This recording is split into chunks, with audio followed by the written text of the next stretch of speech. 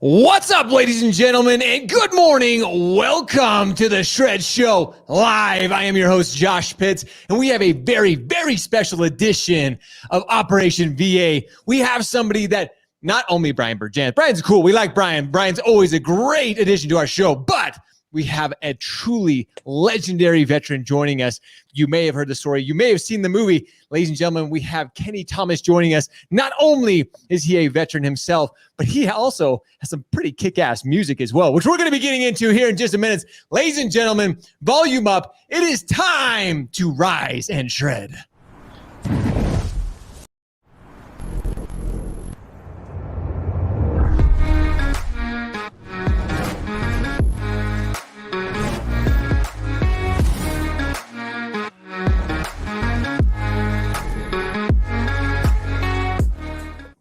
Ladies and gentlemen, good morning and welcome to Operation VA. Like I mentioned, we have an incredibly special guest joining us, Keni Thomas, who is not only a legendary veteran in himself, but you also have a country music background. And listening to some of your music, Keni, I'm excited to hear about that.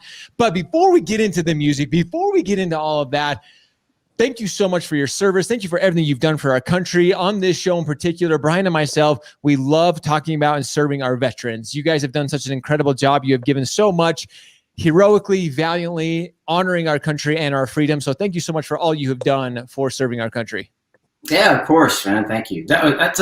Josh, that was a heck of an intro. I would say that too every time. Legendary. Legendary in his mind. That's right. When we used to go on the airplanes as a band, and people can always tell you're a band because you're carrying instruments, and they would go, "Hey, are you guys famous?" Tell people, yes. You're like, yes, as a matter of fact, we are. We're famous in our own rights. But no, which we're going to be getting into that here in just a second. But I'm excited really to kind of get into this, Keni, because again, for those who may not know your background, and you share, I've watched so many YouTube videos of you now at this point, but you have such an incredible background. You have such an incredible story. And I'd like to share, how did you get started in the military? Is this something that was family? Do you have a family military background, or how did you get started? Yeah, you're spot on with that, Josh. I think if you took a survey of any military audience and asked the room hey, how many of you guys had family members that served before you, and asked them to raise their hand, 90% of the room is going to raise their hand. Sure. It's the time and time again, what you realize is the military is a family business, and it's not even that my dad, like, I didn't really grow up with my dad. He was he was a Ranger as well, but they got divorced when I was little, so he never pushed it on me. It was just one of those things you just felt like you should go do, and never thought that I would stay in as long as I did. But if you ever, if we ever hang out and you ever get to hear the stories, it's everything I'm telling you is the same thing that, our grandpas from Vietnam or Korea, or we still know anybody from World War II. And same stories, just different names, different places, but it's always about the people that you served with. You should have seen what she did. You should have seen what he did. And what I do remember about my dad was that he always told, and he was Vietnam, and he always told funny stories, like the ones that he did tell, or he told something good. He didn't ever... he wasn't I don't want to talk about it, and didn't talk about anything, and it made the military seem like an honorable, and I just always had a good respect for people, teachers, professors that had served. So it was just something I felt like I should go do. That's awesome. So your father's in him, and you're like, hey, this is my opportunity. This is my responsibility. I'm going to go into it. And like you said, you had a very long career. How long were you actually, active duty military? Well, I really wasn't. Maybe a little more than most, more than some, less than most. I did 2 enlistments. So wow. with the special operations, and then the reason I got out, I would have stayed in. I put in my flight packet to go fly helicopters, but we got the band started doing really well. Like, I had the band on the side, and with a bunch of local kids in Columbus, Georgia, down there at Fort Benning, and you had the mix of the guys from the military, from my platoon, would come out, and then the local kids knew all the girls, so the girls would come out, and then it was just a perfect storm, and we got to be a pretty big fish in a little pond, and things started happening, and I was like, you kind of, from where I was in the Ranger Regiment, there was a couple side steps, and you go to the dark side, and once you go over there, you don't really come back. And I was like, man, this is a big career choice right here, and I went with the music, which ended up being the right choice. I think because in the back of my mind, I always knew, well, I can do something with that. Like if you can use that, because there was never a doubt I wasn't going to succeed. Sure. It was always like, so we'll take that celebrityness and we'll use that for good. And that was always my goal. And and here we are, decades later, and I still get an opportunity to use the superpowers for good. So I love that. And so I love it because too, you had this incredible military, service, you do some amazing stuff there. And then, like you said, sometimes people get lost. Sometimes people are like, oh, what do I do next? You found music. So was music, have you always been a musical person as a kid? Did you ever think you would actually start a band? Oh, it's a disease. Like, you're born with it and there is no cure. Seriously. I mean, I'm sure you got friends and kids. Do you play anything, Josh? Do you play an instrument? No, I have no musical talent. I play the radio. I'm damn good at the radio or Spotify. I can play. Voice, man. Yeah, you have a good voice. You never have to tell a musician to pick up an instrument. And I got parents who'll be like, hey, why do you recommend I teach, our kids starting to play guitar or something? Like, get them the best instrument that you can afford. If they can get lessons, have lessons, but I'm telling you, you don't ever have to tell anyone to pick up an instrument that was born to do it. You're just gonna, like, I can't tell you how many pianos and hotel lobbies I've been kicked off of in my lifetime. You just kind of walk over to them and start playing them. And it's something I can't remember from the time I was a little kid. I've always been, either it's a choir or a band or doing something, musically. Wow. Good for you. That's so cool. And again, I guess I'm just not one of those musically talented people, because I've heard the exact same thing from those other people who are like, I just picked up, a violin. I started playing the piano one day, and now it's just an absolute love of mine.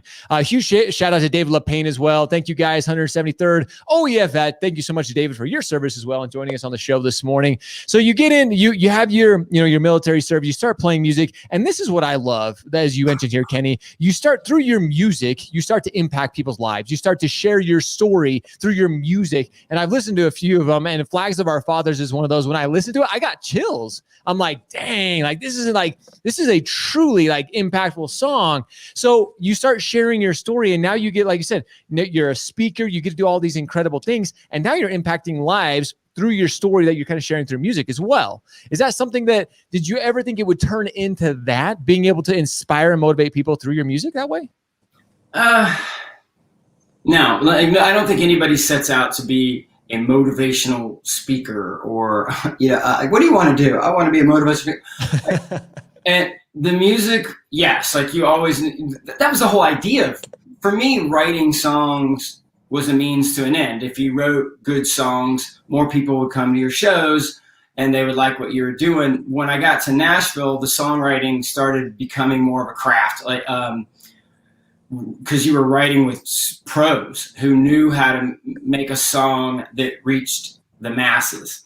And what we started realizing was some people were really great at writing songs about dirt road anthems and partying, and which was popular at the time, and some people were great at writing songs about drinking and dirt road and partying, which was popular at the time.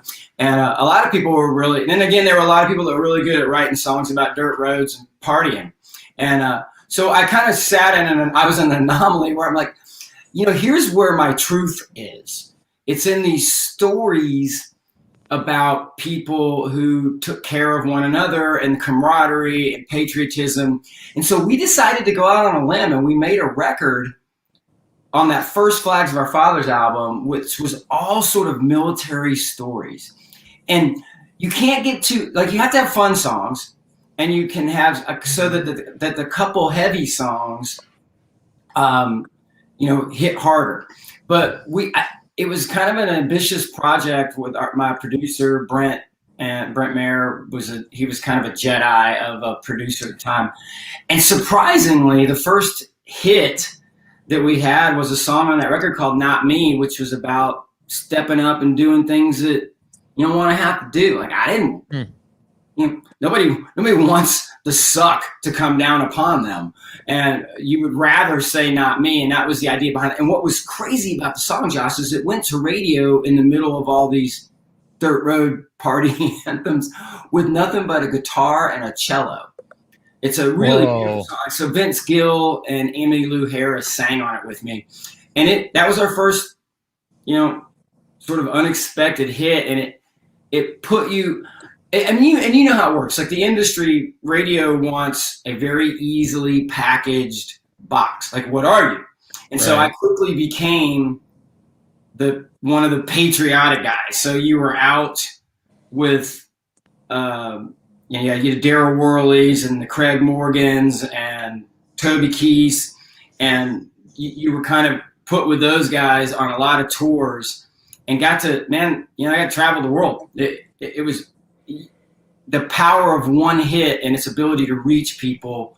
That was something I could never foresee.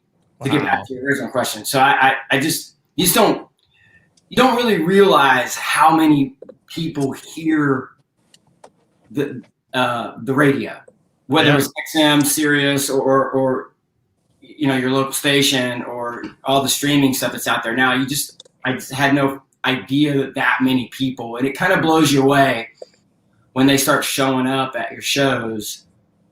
And I get now why all the big acts are always thanking their fans. And I always thought it was just like something they're supposed to say, but then you start realizing, oh, wow, these people went, we drove all the way from Florida to see you. I'm like, we're playing in Georgia next week. You could have just... You could have saved yourself a few hour drive, but hey, but that's the dedication. Anyway, so no, I never foresaw the impact that I would be able to have. But then again, like I said, from the get-go, that was always in the back of my mind. I remember from a kid being, I'm either going to be a famous baseball player is what I thought, or I'm going to be, and I'm going to use my fame to do something good for the world. So in the back of my mind, I always thought that's where it would end up. And it's kind of where God puts you. I think that's where those thoughts and those dreams kind of come from anyway, and then if you don't, Brian and I were talking about this the other day. It's really not all that difficult to succeed at things if you just don't suck. Like I mean, seriously, look to your left and your right, and there's a lot of suck out there. It's a lot of average. Yeah. And if you just put some effort and some heart and some authenticity into stuff, you're going to stand out. 100%. I love that, because you really, like, when it comes to sucking, like when it comes to that part of it, like you said, it just takes a little bit extra effort, a little bit to be a little bit better than the people to your left and to your right. People think it's so, like, yes, it takes some tenacity, it takes a little bit of hustle, but at the same time, it just takes a little more effort than the person to your left, like just a little bit more. And we're not trying to put anybody down here. We want to help you guys. We want to motivate. That's what this show is all about, is helping inspire. And that's what Kenny's life goal is. And like you said, talking about baseball, I mean, you want to talk about professional baseball players, you should talk about Brian Berjan's son, man. This kid is rocking it. Brian has raised quite the little baseball player. We were talking about that before the show. So it's funny how we have these dreams and these aspirations as kids. And then, like you said, sometimes God has a hand in which way we're going to go. Did I ever imagine I'd be doing a daily show, a daily podcast, reaching the people and reaching the fans that I did? No, I had no idea. But it's amazing how life changes and then you adapt to it. Like the military, you never know. As soon as you set your foot off the helicopter or plane or wherever you're going, you have no idea what's out there. But you adapt, you overcome, you improvise. I don't know that. I don't remember what military. I don't know military enough, but I know that's one of you guys' slow. Is that a Marine one? Did I get in trouble for Marines? Overcome is a standard verb. Okay, cool. Used throughout the military. See, okay, so I'm not getting in my trouble. Okay, every once in a while I'll say something like Marines and I get all in trouble. But so with this, Kenny, this show is all about, with Operation VA, our goal is to help educate veterans out there, is to help educate the general public when it comes to really being able to use the benefits of buying a home, using the VA benefit. And I know you have a pretty unique story when it came to buying your first home, I believe it was, using your VA benefits. Is that right? Yeah.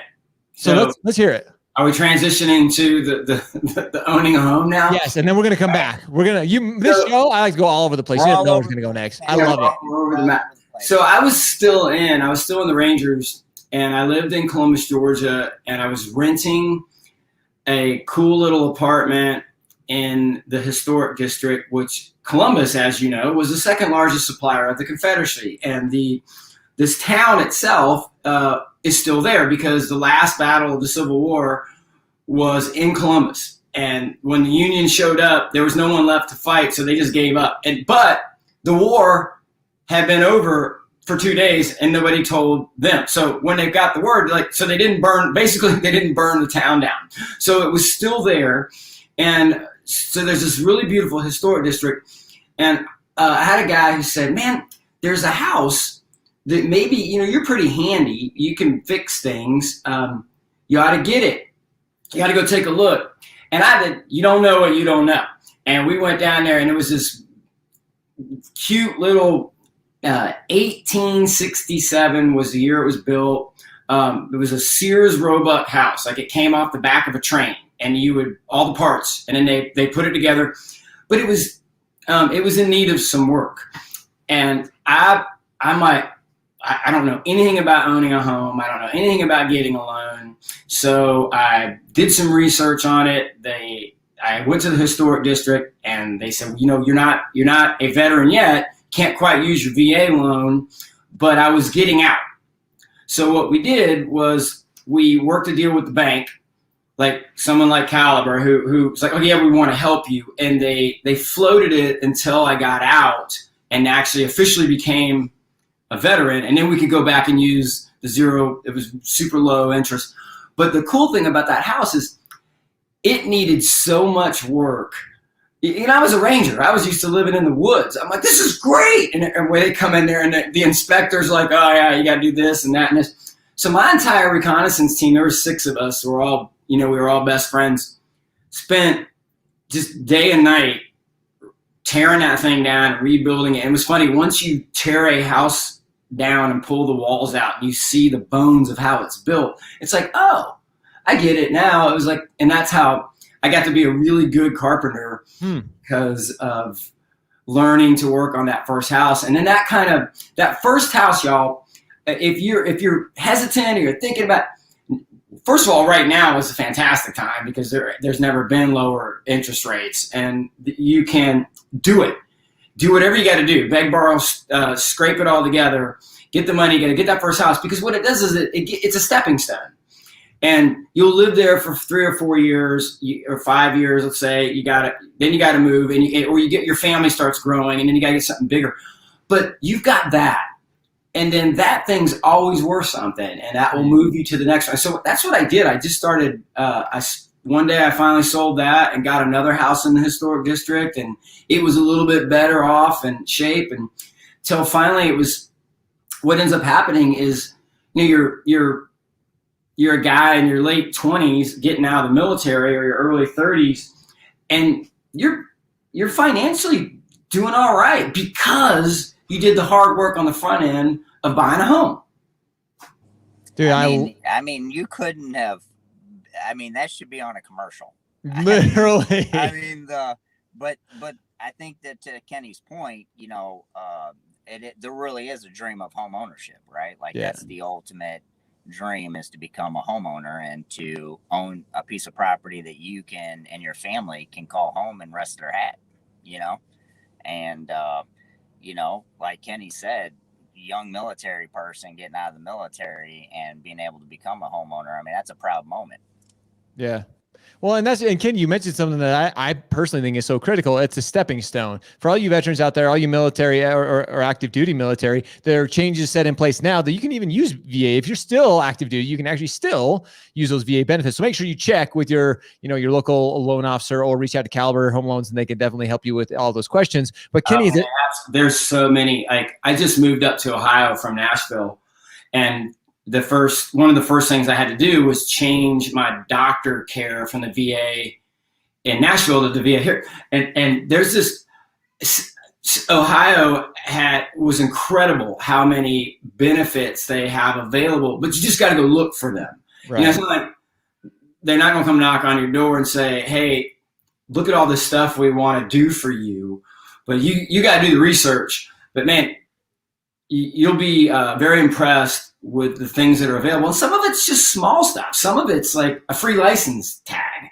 Some of it is, but there's, especially now in the last 20 years, because of Iraq and Afghanistan, every business out there, you know, Brian, that's another thing we talked about. There's some businesses that see the military as business. Okay, there's a substantial amount of veterans. How do we gain their business? And then there's some people like Caliber who actually see the veterans as business, but it's more of how do we take care of veterans, because turns out caring about people is a really great business plan. So the point of that is twofold. Go find out, do a search, like wherever it is you're living, say veteran homeowners or something like that, and just go check and see what's out there. You'll be amazed what they've already set up for you. You bet. And then go find an institution that is genuinely concerned about veterans. And what that will be is it's someone like a Brian who is on their staff, who is on their boards, who created these veteran-centric entities within a company that says, hey, we got to do something more for them. And go find those and get them on your team, and they'll help you out. Because you know when it's BS. You know. Like, I don't want to bust anybody out. What were we just talking about? Getting on an airplane, and it's like they had these posters of all the people that we are. I can't remember. It was like Delta Airlines. It was like we are. And it was all these posters of their customers, you know. And then it had the gratuitous military person, and it was a brand new uniform with no name tags and no rank, and the person's got their hat on in the airplane, which we all know you don't do anyway, and a full beard, you know, and it was a girl, and you're like, what? Who is that? What military is that? You know, and it's like, you know, that right there is just, we better mention our veterans or else people will be mad at us. Like, that's not a genuine company. Caliber, on the other hand, yes. See, but that's just it, Brian or Kenny. You mentioned something here that's so intriguing, because that's what this show is all about. We're trying to educate. You don't just want to it's not just about the customer. You don't want to just go out there and say, I want to work with veterans because, you know, they're easy loans to do, or they're, you know, whatever that may be. You want to get to know them. You actually want to get to know the ins and outs. You want to be valuable to that veteran. You actually want to know the programs. You want to know the person. Like you said, when you see a disingenuine, like, advertisement that you as a veteran, you're like, nope, they don't care about me. They don't give a shit. They have no idea about who I really am or about the service I've given. That makes a difference. That really is like, you're like, well, they kind of screwed the pooch on that one. But it's interesting, especially as I start to transition this, because I think that is such a cool story. And like you mentioned, Kenny, I want to highlight this is a stepping stone. Whether it's your first home, second home, you learn something. Every time you buy a home, ladies and gentlemen, you're going through a new experience. You're learning something new, whether it's your first home, whether a second home, a rental home, whatever it may be. Get started today, like Kenny said. And if you have questions, reach out to a local home expert, and they can help you with those questions, especially when it comes to VA. I want to transition this because I want to be respectful of your time, Kenny. I don't want to go take you too long, but I want to transition. We're coming up into the holiday, the 4th of July season. Somebody who has been, like I said, active duty military, and now somebody who literally shares their inspiration, who shares their story via music. And you, like you said, you're in there with the Toby Keiths of the world, somebody who are singing those songs, who are so like this time of year, you know, you listen to these songs, and you're like, yes, freedom, country, America. Like, right. What is freedom to you? What is this holiday season that we're coming up, that we talk about patriotism? We talk about the freedoms what does that actually mean to you? It's a great question.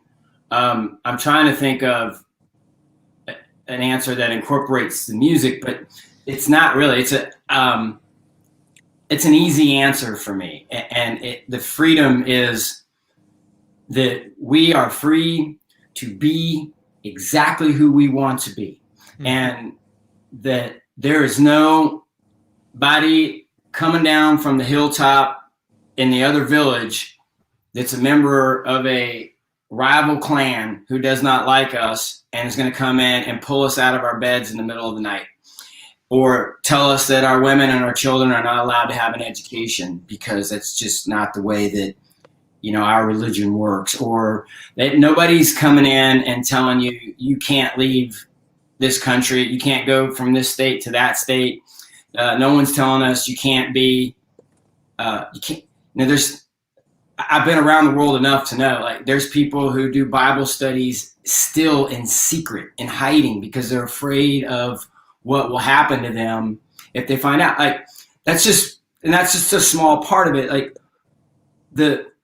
when you get into the military, ultimately you're going to travel the world a little bit, and you're going to work with other people. And there's no better education as to how the world works than to meet other cultures and learn to be tolerant of their differences.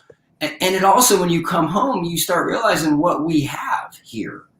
It's astounding. And for me, that's what that freedom is. It's the freedom to be who we want to be. And, you know, I can do an hour on who do you want to be in the moment, depending on the situation. Do you want to be a great father? Do you want to be a great patriot? Do you want to be a great Christian? Do you want to be a great artist? Do you want to be, who do you want to be? But at least I get that freedom.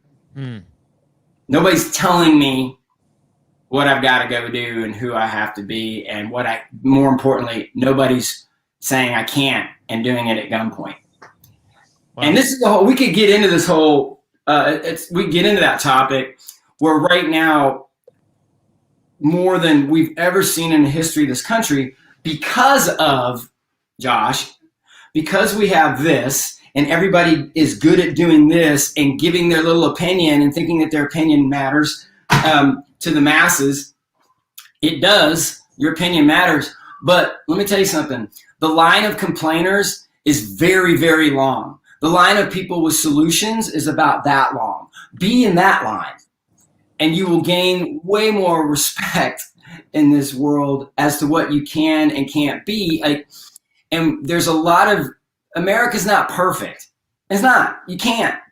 I mean, the best we can do is say, we've got this, here's how we're going to do it, and here's how we'll make it all work together, and here's how we'll adjust. But I never want people to lose sight of the fact that that flag is a privilege that most of the world doesn't have. So do all the complaining you want, but then in the end, the back of your mind, you also need to know that you are allowed to complain for the very reason that, and that has, freedom requires a lot of sacrifice and a lot of effort and a lot of work.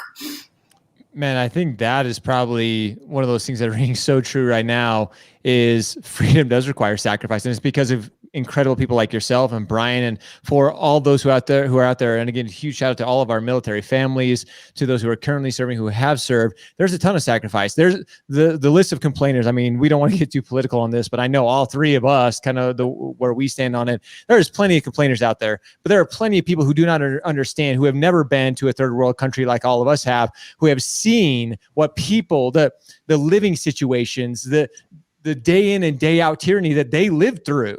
Yet we are still complaining to live in such an amazing country, to have the freedoms, the freedom of speech, the freedom to choose so many things, and yet we're still complaining about the little shit that really is super insignificant.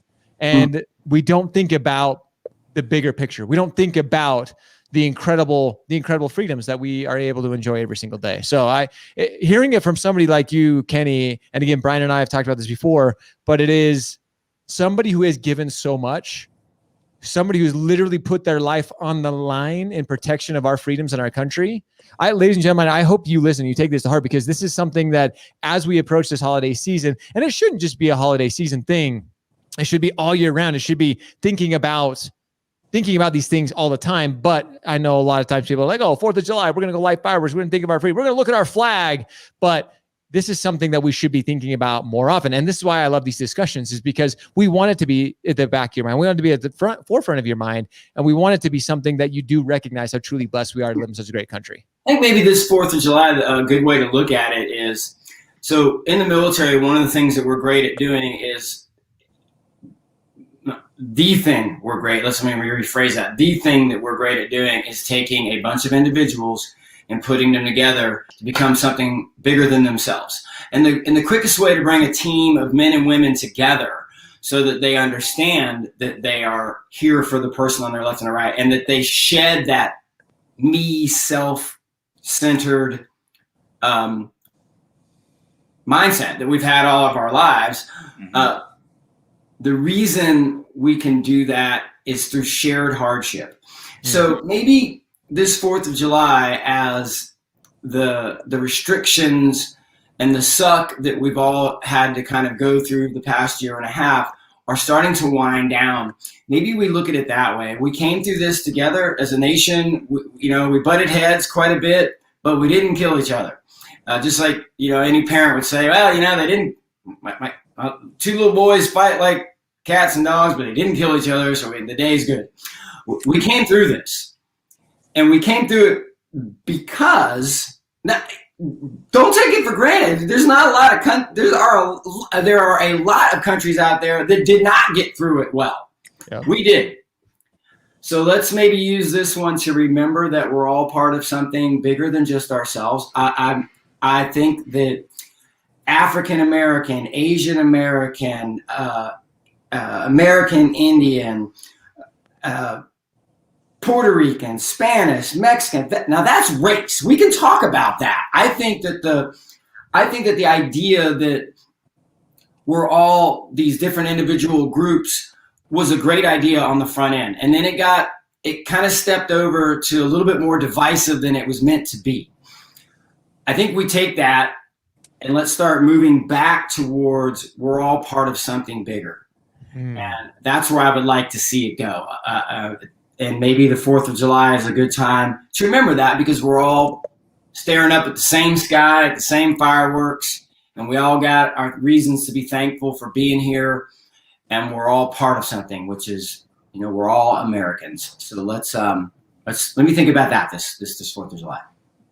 That was that's a mic drop. I don't even want to say anything. That was absolutely incredible. None of us could have said it better. That was absolutely brilliant. And Keni, again, thank you so much for sharing that. And ladies and gentlemen, I really hope you go back and listen to those last 2 minutes, because this is what America is all about. This is what being Americans, coming together, uniting through the suck that Keni mentioned that we all went through. Now more than ever, yes, there's a lot of differences in opinions out there, but now more than ever, we need to come together as a country. We need to support each other, and we need to be united as one. So Keni Thomas, ladies and gentlemen, incredible guest. We cannot thank. Huge shout out to Brian for bringing him on the show this morning. Guys, we didn't even get into some of Keni's stories. There was so much more we could have got into, but we just got the tip of the iceberg. You have to go check him out, KeniThomas.com. You can learn so much more about him. You can learn about his music. That's how we're going to end the show here in just a sec. I'm going to end on, actually, I want to go listen to the other Not Me song, but I'm going to end on Flags of Our Fathers. We're going to listen to a snippet of that as we go out here. But Keni, thank you so much. Brian Berjanis, thank you so much. Guys, if you want to get involved with your veterans and your veterans community, make sure you reach out for more information. Reach out to Brian or myself so you can get involved, so you can really come back and serve those who have served us so heroically. So Keni, thank you so much for joining us this morning on Operation VA. Thanks, Keni. Yeah, guys, God bless America. God bless the USA. I'm going to take us out here, ladies and gentlemen, on a little bit of Keni. You guys ready for this? Here we go. Guys, you got to go check this album out. Such a great album. And like Such said, great song. Here we go. Ladies and gentlemen, we appreciate you. We love you. Time for all of you guys to go shred. Go show up, hustle, repeat every day. We'll see you, ladies and gentlemen. See your glory rays.